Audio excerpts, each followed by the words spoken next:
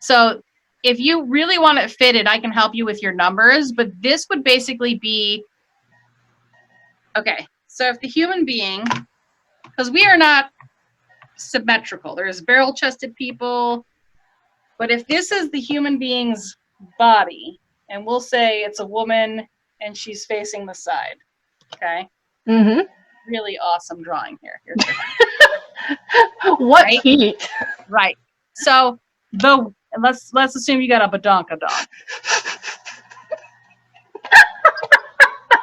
Wow. These are technical terms. If I were to divide you in half, right? Mm-hmm. I have a lot more circumference here than I do the other way. Yes. Right? So that's why the extra wide here, and then it folds underneath, and then it's just the straight there. Wow, never mind. Never mind. But do you see how that's only coming out halfway up the butt? What's on the top half of the butt? It's just a bad drawing. It comes all the way up here.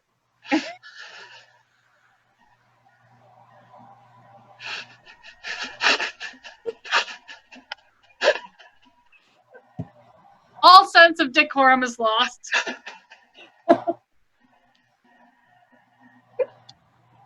What happens on the ESCA event stays on the ESCA event.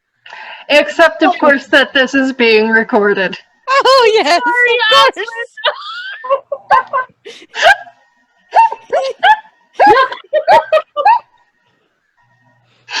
R for slightly raunchy.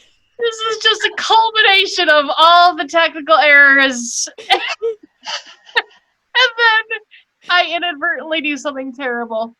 Video editing software for the win, thank God. This is like the time I was teaching tablet weaving at a public demo.